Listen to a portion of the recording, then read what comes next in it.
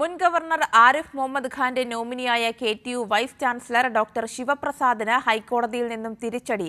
Registrar പരീക്ഷാ controller നിയമനങ്ങൾ സംബന്ധിച്ച VCയുടെ വിജ്ഞാപനം ഹൈക്കോടതി സ്റ്റേ ചെയ്തു.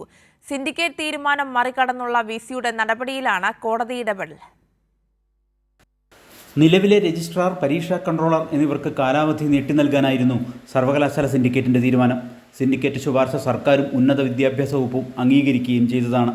എന്നാൽ സ്വന്തം നിലയിൽ രജിസ്ട്രാർ, പരീക്ഷാ കൺട്രോളർ നിയമനങ്ങൾ നടത്താനായിരുന്നു താൽക്കാലിക വൈസ് ചാൻസലർ ശിവപ്രസാദിന്റെ നീക്കം.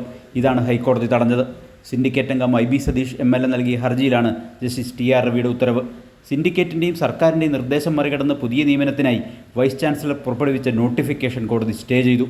കോടതിയുടെ പരിഗണനയിലിരിക്കുന്ന വിഷയത്തിൽ വിധി വരും മുമ്പ് തന്നിഷ്ടപ്രകാരം നടപടികൾ സ്വീകരിക്കുന്നതിൽ കോടതി അതൃപ്തി പ്രകടിപ്പിക്കുകയും ചെയ്തു. ഹൈക്കോടതിയുടെ ഇടക്കാല ഉത്തരവ് മുൻ ഗവർണർ ആരിഫ് മുഹമ്മദ് ഖാന്റെ നോമിനിയായി വൈസ് ചാൻസലർ കസേരയിലെത്തിയ ശിവപ്രസാദിന് കനത്ത തിരിച്ചടിയായി. അഡ്വക്കേറ്റ് രാജശേഖരൻ നായർ അദ്ദേഹം പറയുന്നത് 14(5) പ്രകാരം അദ്ദേഹത്തിന് എന്തൊക്കെയോ പവർ ഉണ്ട് എന്നാണ്. It's quite absolutely wrong. ഒരു പവറുമില്ല. വൈസ് ചാൻസലർക്ക് ചെയ്യാവുന്ന സിൻഡിക്കേറ്റിൻ്റെയും ഗവേണിംഗ് ബോഡിയുടെയും തീരുമാനം ഇംപ്ലിമെൻറ്റ് ചെയ്യുക മാത്രമേ ചെയ്യാൻ പറ്റുള്ളൂ.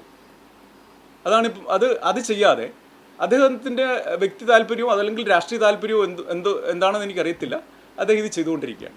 അതാണ് നമ്മൾ കോടതിയിൽ ചോദ്യം ചെയ്തിരിക്കുന്നത്.